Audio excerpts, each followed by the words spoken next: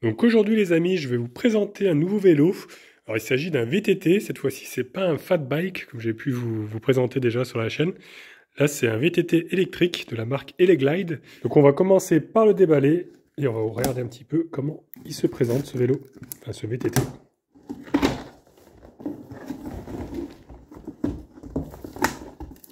Alors on voit qu'ils ont mis pas mal de polystyrène. Alors par contre ces petits polystyrènes ça s'arrache dans tous les sens.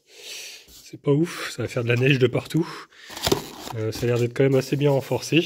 Donc je vais le sortir, il est quand même beaucoup plus léger, déjà le carton. Je crois que le vélo doit faire une vingtaine de kilos. Par rapport au fat bike, c'est vrai que là c'est des pneus qui sont quand même moins larges. Et le cadre, tout ça, c'est plus fin. Donc ce sera un vélo qui sera quand même plus léger. Je vais pas m'embêter, je vais le coucher comme ça. Ce sera plus facile à sortir. On va découper le carton.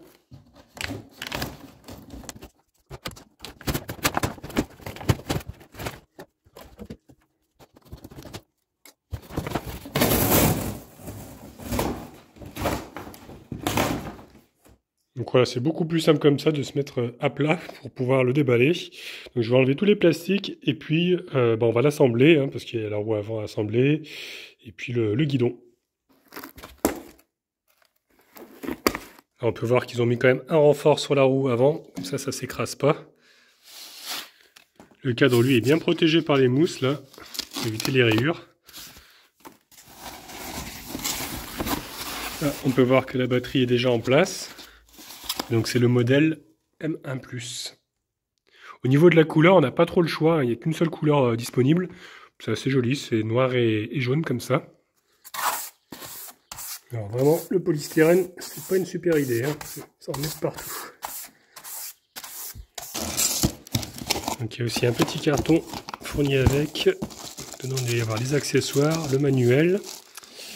Voir si c'est en français ou pas. Ça va être une poignée d'accélérateur, on dirait. Ouais, une poignée d'accélérateur. Les pédales. Elles sont pas pliables. Ah, c'est pas mal, ils ont mis des petits catadiopes pour les roues. Le protège dérailleur. Ah, et les outils. Là, j'en ai avoir besoin maintenant pour pouvoir monter le vélo. Et bonne nouvelle, on a le manuel en français. Et une petite fiche en plus qui nous explique comment démonter les poignées. Parce qu'effectivement, ils nous ont mis deux autres poignées qu'on peut changer. Il y en a une avec un accélérateur et l'autre classique. Voilà, ça permet d'avoir un accélérateur. Après, il faut que je vois si c'est bridé à 6 km/h, parce que si ça va au-delà de 6 km/h, c'est interdit en France. Donc s'il n'est pas bridé à 6 km/h, l'accélérateur, je ne pourrais pas le monter. Allez, on va commencer par monter déjà le guidon, redresser ça, parce que vous voyez, il est complètement tordu. Enfin, c'est pour le transport, hein. Ils l'ont mis dans ce sens-là pour pouvoir le ranger dans le carton. Vous voyez, celles-ci, elles sont déjà desserrées. Donc c'est pas celle-ci qu'il faut desserrer, c'est celle du milieu. Voilà, on desserre. Comme ça, après, on peut le tourner. Ici, on vient retirer les vis, les 4 vis, comme ça, on va pouvoir passer le guidon à l'intérieur. On essaye de centrer au mieux le guidon là, avec les petits repères, et puis le mettre bien droit, pour que les poignées de frein soient à peu près réglées. Après, on peut peaufiner les réglages, l'une après l'autre. Il ne faut pas que ça force, hein. Si ça force, c'est que vous n'êtes pas bien en face, parce que sinon, vous risquez d'abîmer le filetage. Voilà, et puis après, c'est de le centrer au niveau de la poignée, que ce soit assez droit quand même. Voilà, une fois que c'est bien bloqué, je vais déjà mettre la roue, comme ça va m'aider après à centrer bien la potence, parce que la potence, elle n'est pas encore serrée à ce niveau-là, hein, j'ai juste bloqué avec ça, donc je vais essayer de mettre la roue déjà, et puis ensuite bien centrer tout ça. Donc je vais me servir de la petite clé qu'ils ont fournie, bon c'est pas une clé de super qualité, mais ça suffira, pour enlever le renfort qui est juste là. Ils ont mis ça pour pas que la fourche se plie pendant le transport. Et maintenant, il ne reste plus qu'à mettre la roue. En faisant attention au disque, se mettre bien dans les plaquettes. Et là, il y a des petites rondelles aussi. Faire attention qu'ils se mettent bien en place.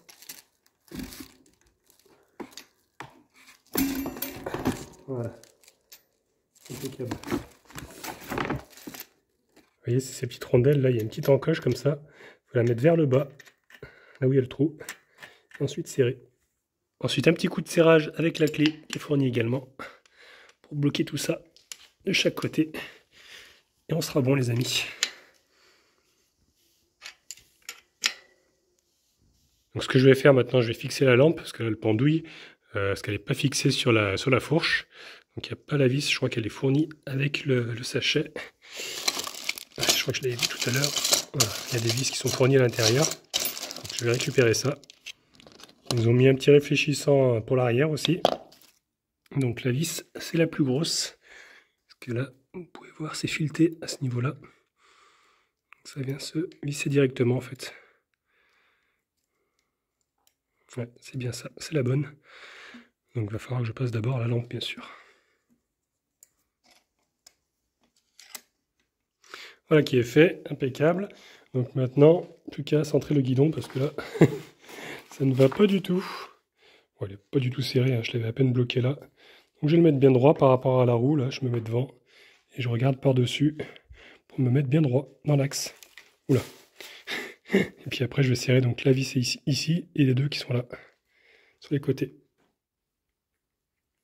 Voilà. Je serre du coup les deux autres.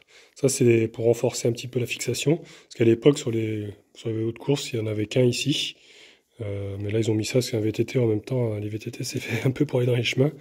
Pour les vibrations, ça évite comme ça que le guidon se desserre et puis hop, qui s'incline et qu'on finisse dans le fossé. Donc voilà, il commence à prendre forme. Il me reste encore les pédales à mettre et puis la selle et puis on sera bon. Hein. Donc pour les pédales, on ne peut pas se tromper. Hein. L pour gauche, R pour droite. Ils ont même mis des petits autocollants. Donc c'est encore plus facile à repérer.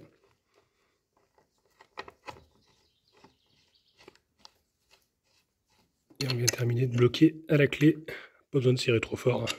Juste bloquer. Là, je ne vous ai pas montré, mais j'ai resserré aussi le petit cadran. Les freins, je les ai baissés un petit peu.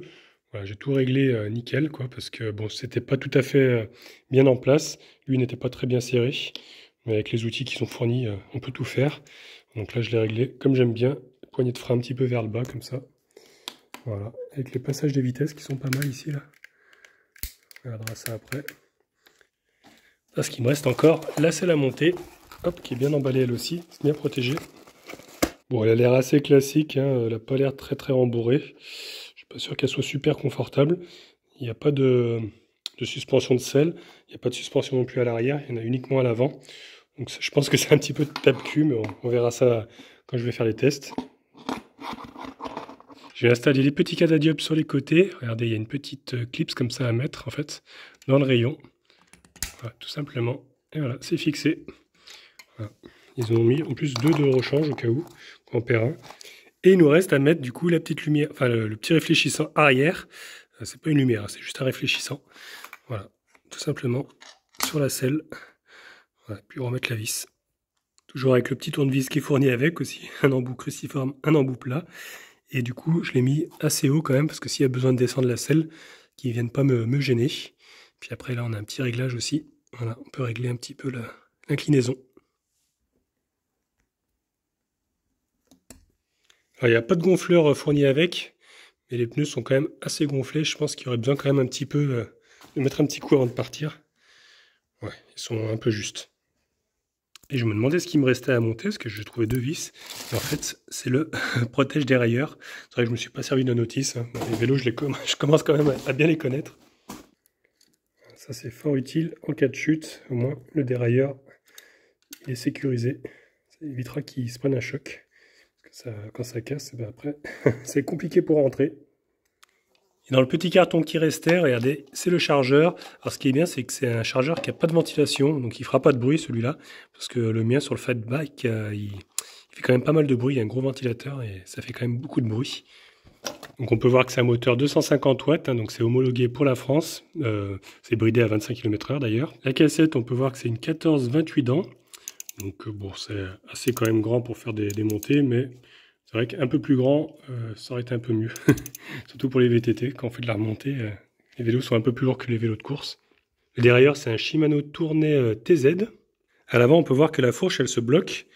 Donc il y a deux positions, open ou lock. Là, c'est en position open, voilà, et lock. Là, c'est verrouillé. Si on fait de la route, par exemple, si on roule sur le goudron, peut-être pas besoin que C'est bien lisse, il n'y a pas besoin d'avoir trop de suspension. Ça évite de faire des efforts à la pédale. Et après, si c'est des petits chemins en terre, ben, on met la suspension en route. Et là, ça amortit bien. Sur le guidon, il y a une paire de clés, donc ça ne sert pas à démarrer le vélo, mais ça sert pour la batterie, pour pouvoir l'enlever. Il y a une serrure ici.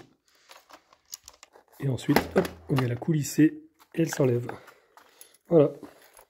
Et on peut voir que c'est une batterie de 36 volts, 450 Wh. On peut voir qu'on peut la charger par ici. Il y a un petit encoche comme ça pour mettre le chargeur. Et puis le petit bouton ici, c'est pour l'allumer. Voilà. Donc ensuite, là, on peut voir le niveau de charge. Donc là, ça nous dit qu'apparemment, c'est plein. Donc pour l'allumer, on appuie juste au-dessus. Là, il y a un petit bouton. On reste appuyé jusqu'à ce que ça s'allume. Et voilà, il est en route. Donc il y a plusieurs modes d'assistance. Hein. Voilà, 1, 2, 3, 4 et normalement 5. Voilà, pas plus de 5. Après là, c'est l'affichage pour la vitesse. On a le trip, hein, kilométrage. Et puis le niveau de batterie. Un petit klaxon ici, c'est obligatoire. Et puis j'ai vu qu'il y avait aussi le petit bouton en dessous. Ça, c'est pour allumer la lumière. Voilà, à l'avant. Uniquement à l'avant. À l'arrière, il n'y en a pas. À la limite, il faut peut-être en rajouter une. Je crois que c'est pas obligatoire à l'arrière. Si je dis pas de bêtises, c'est juste le réfléchissant qui est obligatoire. Mais bon, c'est mieux si on roule de nuit quand même de mettre un éclairage arrière en plus. On a pu voir que la batterie était pleine, donc normalement c'est donné pour une autonomie de 100 km. Donc bon, s'il en fait déjà 50, je pense que ce sera pas mal, parce que les conditions de test, souvent c'est sur du plat, et vraiment à basse vitesse, sans vent, sans rien. Donc là, si on fait un peu démonter tout ça, en général ça part quand même un peu plus vite. Les freins, on peut voir que c'est des freins à câble, c'est pas hydraulique. Après, je me dis, bon, c'est pour l'entretien, c'est peut-être un petit peu plus facile à faire soi-même. On peut régler le câble directement ici, il y a une petite molette.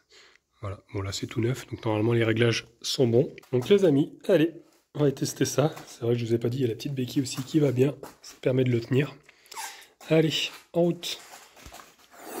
J'allais oublier, avant de partir, un petit gonflage, parce que les pneus étaient à 1 bar 5, donc... Là, c'est préconisé entre 2 bar 8 et 4 bar 5. Bon, je vais mettre 3 bars, ça suffira bien.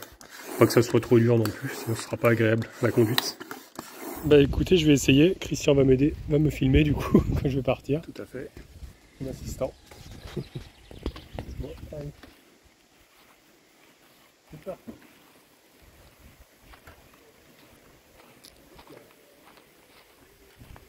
Bon, ça pousse moins que les autres, mais... On sent l'assistance quand même, c'est pas mal. Et je peux vous dire, ça secoue quand même beaucoup. Là, je suis en vitesse 5, puissance maximum. Je monte à 25 tout à l'heure. Ça secoue dans tous les sens. Ah, je suis plus habitué. Je suis pas habitué aux petites roues. Ouais, je suis habitué aux grosses roues, du coup. Mais bon, la suspension avant fait son job. On a quand même pas mal secoué à l'arrière. Avec la selle était un peu dure hein, quand même. Il y a moins de confort. Ouais. La taille des pneus qui est plus fin, sans tous les. C'est un vélo plus léger déjà. Hein. Ouais. Beaucoup plus léger. Vous voulez essayer? Allez. Allez, autour de Christian. C'est parti. Tu vas me dire ce que tu en penses. Avec Jump qui arrive. Qu'est-ce qu'il fait, papa? Hein? Qu'est-ce qu'il fait, papa? Au niveau confort, qu'est-ce que tu en penses? Il y a moins de confort. Hein. Il y a moins de confort. Je préfère, je suis plus la marque. Mais, les fat bikes, c'est les grosses roues. Plus gros, ouais. Plus grosses roues et plus de confort, suspension arrière. Ouais. C'est sûr. Et c'est pas la même destination, hein. C'est pas le même oui, usage, hein. Oui, ça c'est plus pour les chemins, tout ça, les petits chemins. C'est ça. pas le même client. Bon, sur le goudron, ça va déjà beaucoup mieux. Là, ça tremble beaucoup moins. L'assistance, elle s'est coupée. Là, je suis arrivé à 25. Là, il atteint quand même rapidement les 25. Hein. Il est beaucoup plus léger du coup. Bon, moins de confort, mais beaucoup plus léger, bien sûr. Alors, les freins, franchement, c'est pas mal du tout. Ça freine plutôt bien. Franchement, là, je suis avec un seul frein parce que je tiens avec une seule main. Et ça freine, c'est le frein avant. Ça freine quand même bien. Un bon freinage.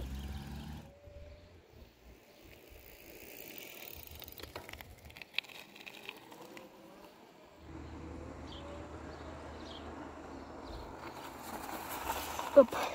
Oh, franchement, il freine bien. Au niveau de l'assistance, c'est vraiment progressif, hein, ça accélère progressivement, ça c'est pas mal pour le moteur. Et le confort est quand même, ça va sur le goudron. Après sur les bosses, c'est vrai que ça manque un peu de confort. Mais bon, sur les pistes cyclables, je pense que c'est quand même pas mal.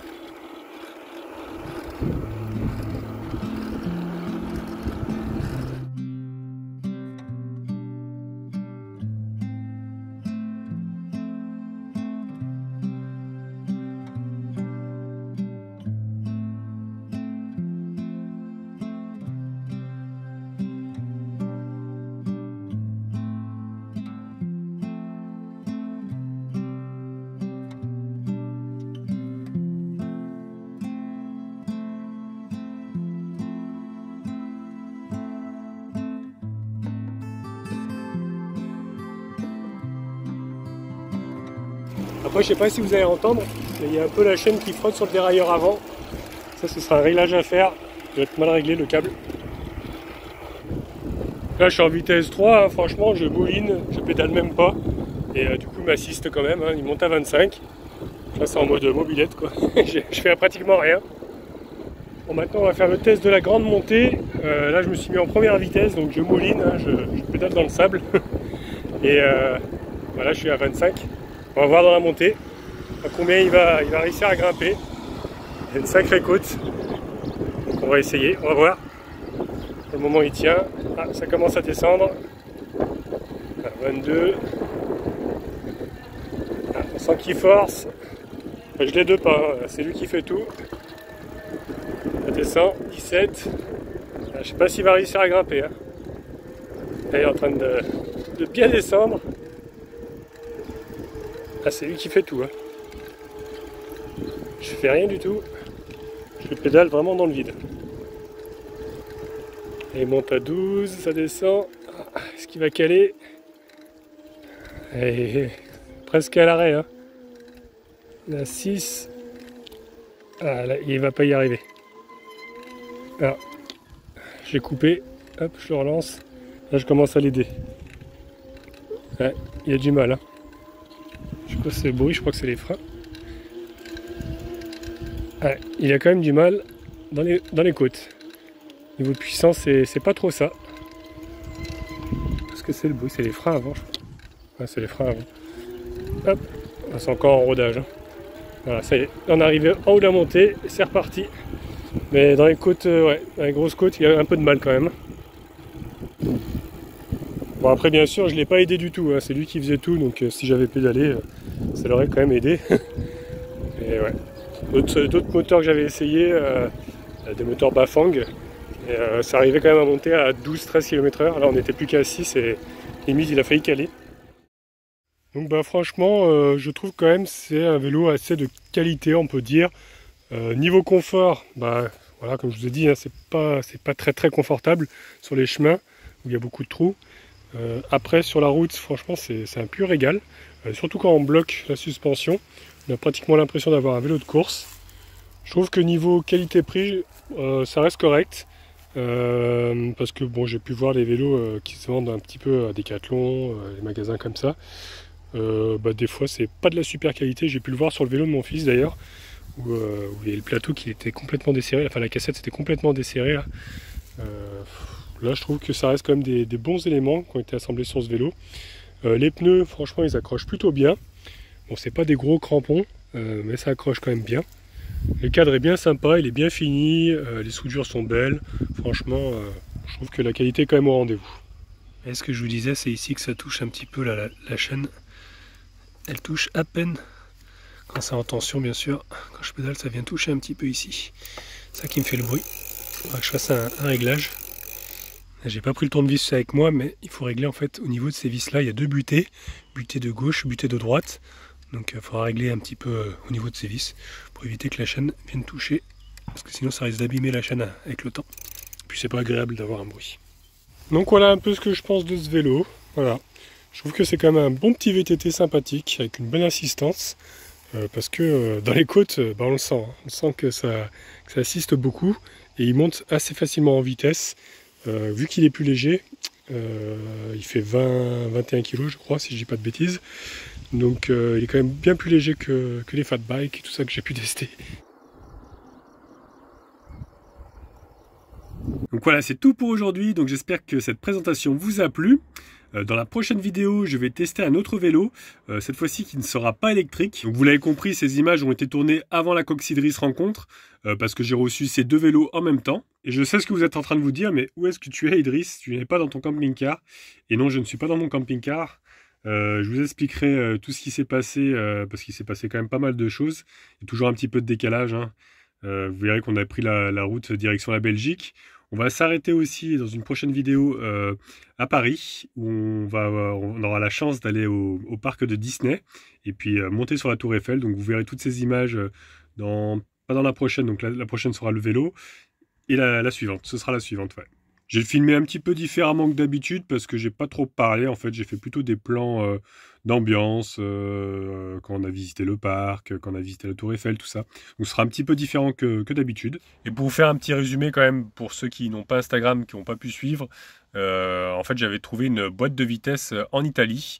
Donc j'étais tout content, ça m'a motivé à garder le camping-car parce que je commençais vraiment à me demander si j'avais pas changé. Et il s'est avéré que la boîte, c'était un plan foireux. Donc moi j'étais tout content, j'avais acheté la peinture pour... vous allez voir ça dans les prochaines vidéos, j'ai acheté la peinture pour repeindre le camping-car que j'ai commencé d'ailleurs. Et vous verrez que voilà qu'il y a eu d'autres soucis qui se sont accumulés et là voilà, j'ai plus de camping-car actuellement.